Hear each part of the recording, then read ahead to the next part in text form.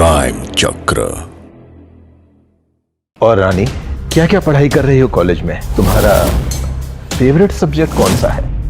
तू अपनी दीदी को बता दे अपने अंकल की नियत के बारे में। तुझे क्या लगता है कि मेरी दीदी मान जाएंगी? अरे उनकी आंखों पर तो रिश्ते की पट्टी बंधी हुई है। वो तो उन्हें अपने अंकल समझती है, पर मुझे ही पता है ना कि वो मुझे कैसी नजरों से देखते हैं।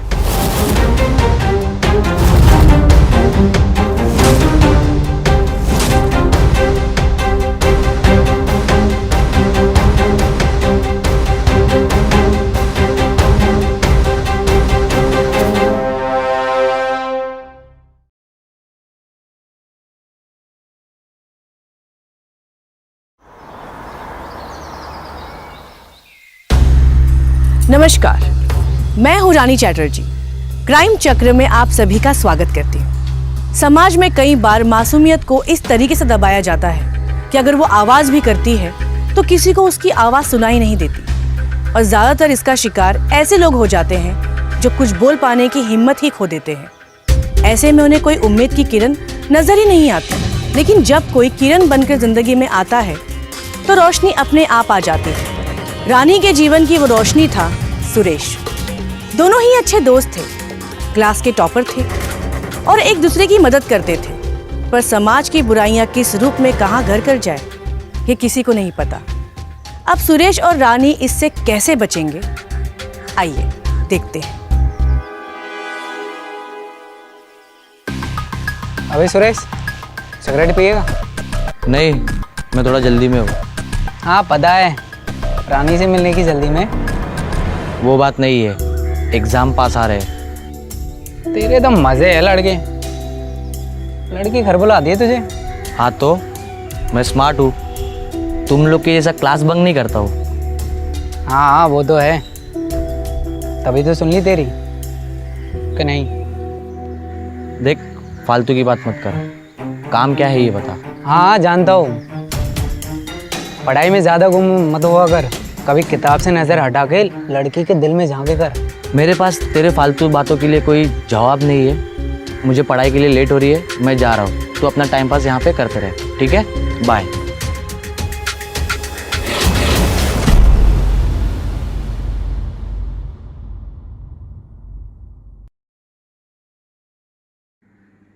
तू आज इतना लेट क्यों आया? अरे कुछ नहीं, वो एक काम में मैं फंस गया था।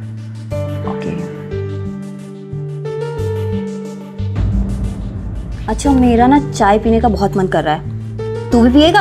हाँ ले आ। चल ठीक है।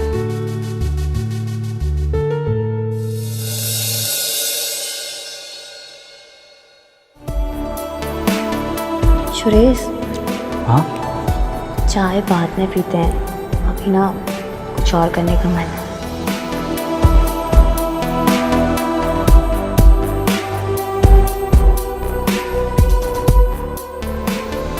सुरेश, चाय। हाँ। कहाँ खो गए थे तुम? नहीं कहीं नहीं, वो बस पढ़ाई के बारे में सोच रहा था। अच्छा, चाय पियो।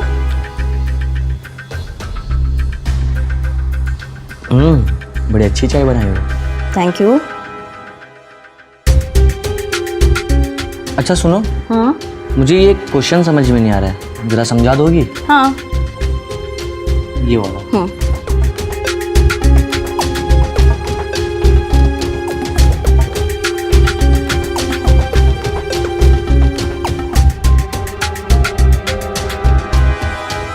पढ़ाई में ज़्यादा गुम मत हुआ कर। कभी किताब से नज़र हटा के लड़की के दिल में झांके कर।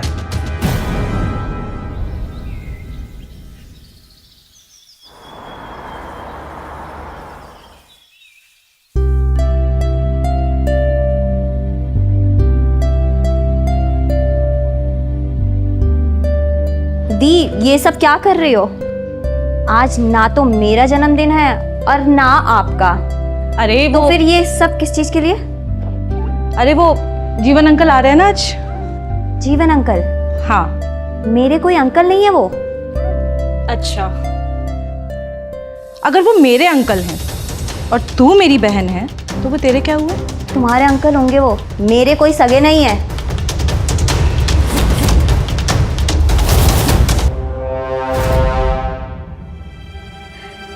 सगे नहीं है लेकिन सगे से भी ज्यादा बढ़कर करते हैं। आजकल तो अपना सगा कोई इतना नहीं करता जितना वो हमारे लिए करते हैं। मुफ्त में रहने के लिए जो मिलता है उनको, होटल में रहने की हैसियत है उनकी, यहाँ सिर्फ इसलिए रहते हैं क्योंकि हमारी फिक्र करते हैं। और वैसे भी मुफ्त में नहीं रहते। क्यों? तेरे लिए इतने सारे कपड़े, मिठाइयाँ और तेरे कॉलेज की फीस और इस पूरे घर का खर्चा वही तो चलाते हैं। और तू तो जानती है कि बाबा के जाने के बाद इस पूरे घर का भार उन्होंने ही अपने कंधों पर उठा रखा है। अच्छा सुन, आज सुरेश को मना कर देना कि शाम को ना आए। अंकल जी आ रहे हैं ना? तो ये कि 2 ही दिन के लिए तो आते हैं, शाम को बैठेंगे गपशप करेंगे। पढ़ाई का क्या है, वो तो रोज की है। मुझे नहीं लगानी उनके साथ कोई गपशप। मैं चली कॉलेज, तुम बैठी रहो यहीं।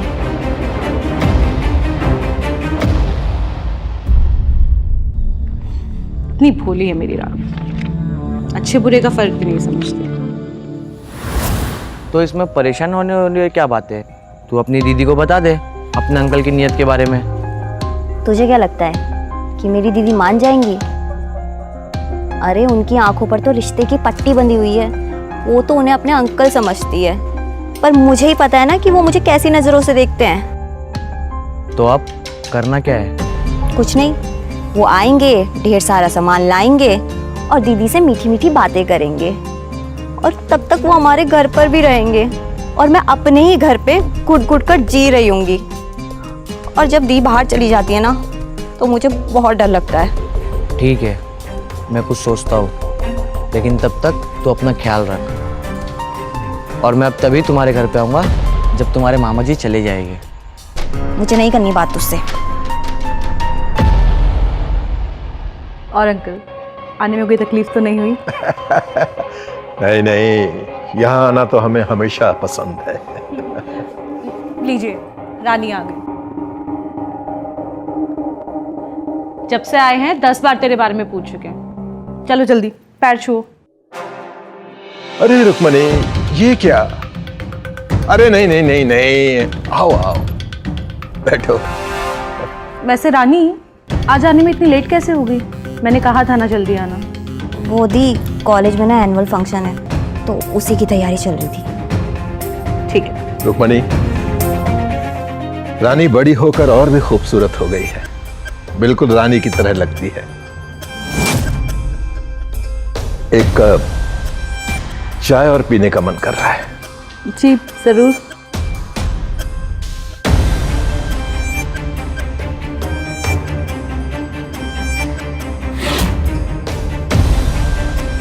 और रानी, क्या क्या पढ़ाई कर रही हो कॉलेज में? तुम्हारा फेवरेट सब्जेक्ट कौन सा है? इंग्लिश और हिस्ट्री। अच्छा, और शर्मा क्यों रही हो? थोड़ा पास आओ। मैं क्या सोच रहा था, इस बार तुम्हारे समर वेकेशन पर मसूरी घूमने चलेंगे। लेकिन ना मेरा समर कैंप है, तो मैं वहीं जाऊंगी। अरे कोई बात नहीं, फिर तुम जहां कहोगी हम वहां चलेंगे। रुक्मणी, रानी बड़ी हो गई है इसलिए अब ज्यादा शर्मा रही है। पूरे 19 की हो गई है। ये चाय पी। थक कर आई है ना? मुबारक हो।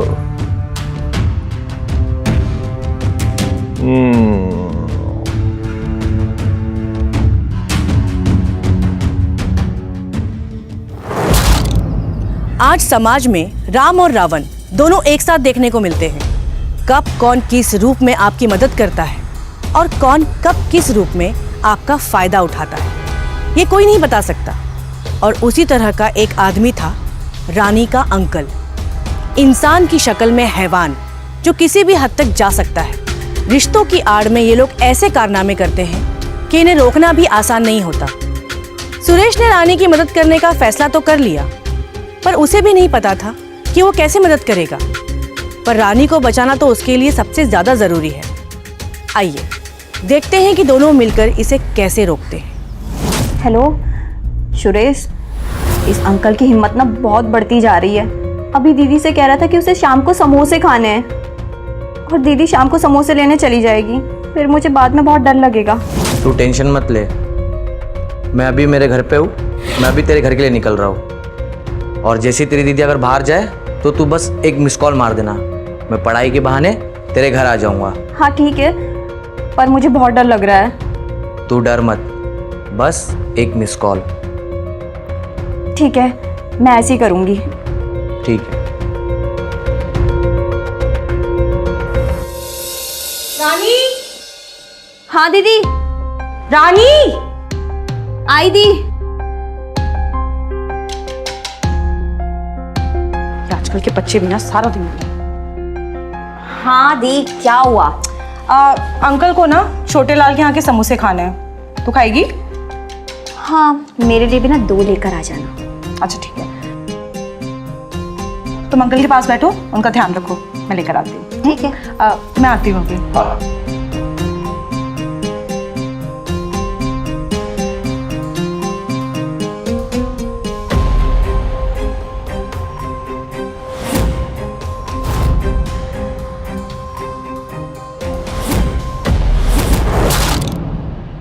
रानी, बहुत प्यास लगी है मुझे, थोड़ा पानी पिलाओगी?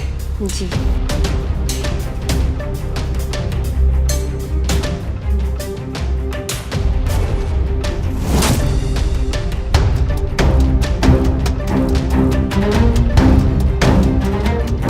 लीजिए अंकल जी। अरे वाह,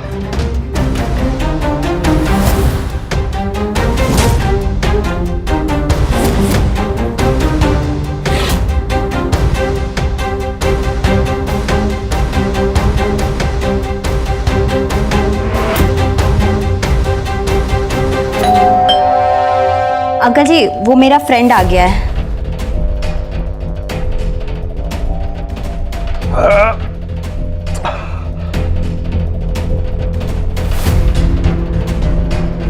अरे सुरेश, आ गया तू? आजा। अंकल, ये मेरा क्लासमेट है, अभी ना हम दोनों पढ़ने जा रहे हैं, और अगर आपको किसी भी चीज की जरूरत हो ना तो मुझे आवाज लगा दीजिएगा, ठीक है? ठीक है। चल।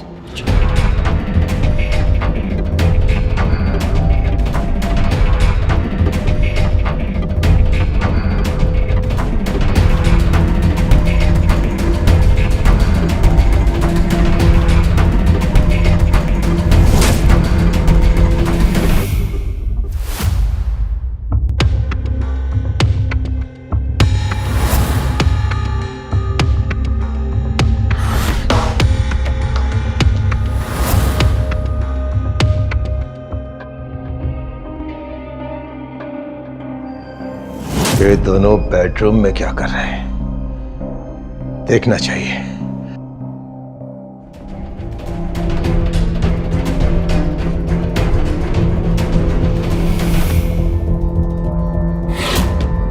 बेडरूम में बैठ के पढ़ाई होती है क्या? हॉल में बैठ के पढ़ाई करनी चाहिए थी। ऐ लड़के, तुझसे कह रहा हूं मैं।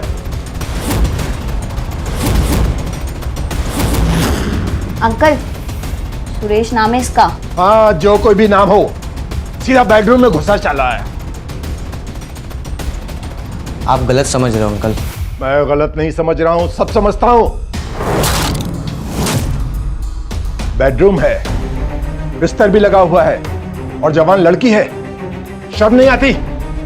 तेरी तो नियत ही खराब है। नियत तो तेरी खराब है अंकल, हमें सब पता है।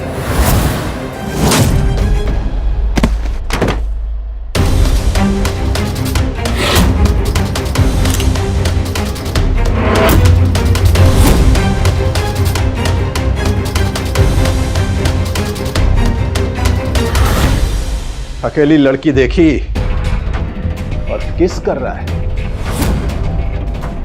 अभी ये फोटो मैं रुक्मणी को दिखाऊंगा, और तेरा इस घर में आना जाना ही बंद करवा देता हूं। निकलो यहां से।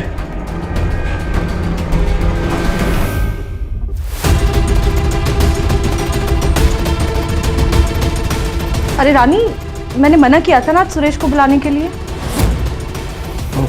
वो तो मैं बुक देने के लिए आया था। अच्छा, मैं चलता हूँ। अब आ ही गया तो समोसा खाकर जा। नहीं, मैं थोड़ा जल्दी में हूँ।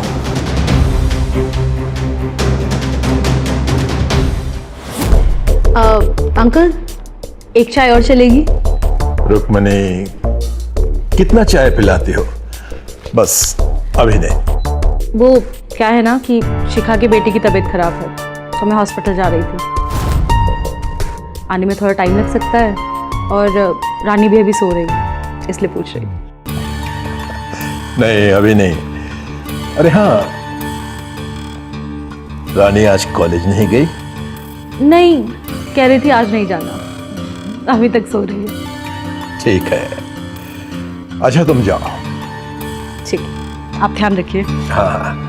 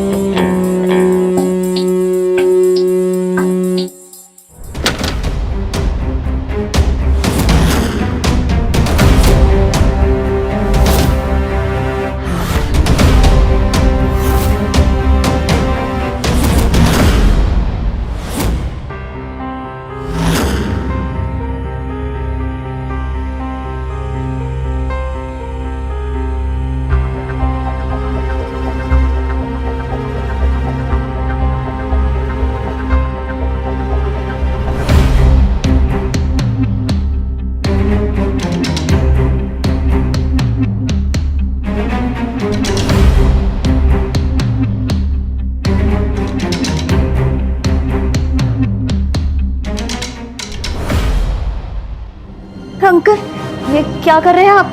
अरे अरे अरे, कुछ नहीं कुछ नहीं। देखो, घबराओ मत। हाँ? अंकल, ये गलत है। नहीं नहीं, कुछ गलत नहीं है। घबराओ मत, डरो मत। पास आओ ना, पास आ जाओ। हाँ, सब ठीक होगा। आ जाओ। हो अंकल। कौन है बे? ओ, तो तू है। तुझे फोटो चाहिए थी ना? नहीं मिलेगी। मैं वो फोटो लेने के लिए नहीं आया। तो फिर क्या? कल जो तुमने आइडिया दिए थे, मैं तो उसके लिए आया हूँ। कौन सा आइडिया?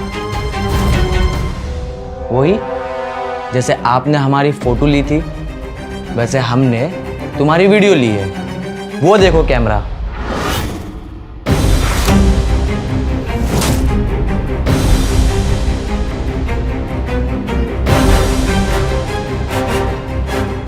अब ये तुम्हारी सारी करतूतें इस कैमरे में कैद है।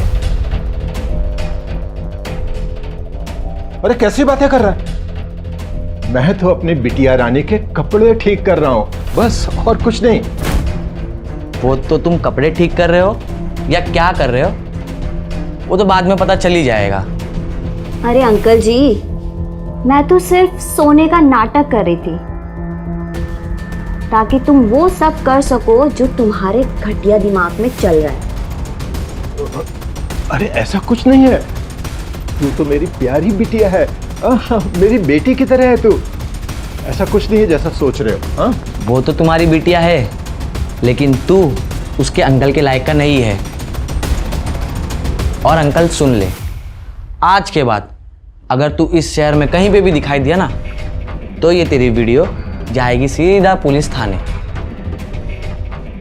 और उसके बाद तू किसी को मुंह दिखाने के लायक का भी नहीं बचेगा, समझा?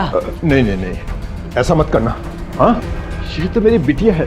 बिटिया देखो, अगर कुछ बुरा लगा हो तो मुझे माफ कर देना। हाँ ठीक है, मैं जा रहा हूँ। अरे अरे अंकल जी, दीदी से तो मिलकर जाइए, वो बेचारी पता नहीं क्या सोचेंगी। बाहर मिल लूंगा उससे, बाहर। हाँ, बाहर मिल लूंगा। हाँ, जा रहा हूँ, जा रहा हूँ।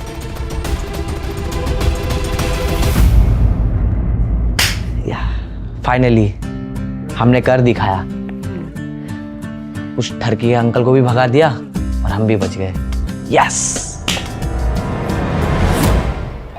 अगर आज आप और मैं अपने आसपास देखेंगे तो हमें ऐसे कई केसेस नजर आएंगे जहां यही सब होता है, पर हम कभी ध्यान नहीं देते। दरअसल रानी की तरह रोज हजारों लड़कियां इस तरह समाज में यौन शोषण का शिकार होती हैं। परिवार की इज्जत इन्हें कुछ बोलने नहीं देती और इसी बात का फायदा उठाकर अंकल जैसे कुछ हैवान रानी जैसी मासूमों पर अत्याचार करते हैं। अगर रानी के जीवन में सुरेश ना होता और वो सही समय पे उसे बचाने की तरकीब ना निकालता तो ना जाने ये खेल कब तक चलता रहता और कब तक रानी इस शोषण का शिकार होती रहती। शोषण सिर्फ शारीरिक तौर पर नहीं होता, किसी भी तरीके से हो सकता है। इसीलिए अपने आसपास सावधानी बरतिए और ऐसी किसी भी हरकत को रोकने का प्रयास कीजिए, क्योंकि आप और मैं मिलकर ही समाज को बेहतर बना सकते हैं। मैं रानी अब आप लोगों से विदा लेती हूँ। आप लोगों से जल्द मुलाकात होगी क्राइम चक्र के नए एपिसोड में नई कहानी के साथ। तब तक आप लोग सचेत रहिए अपने आसपास होने वाली घटनाओं से। नमस्कार।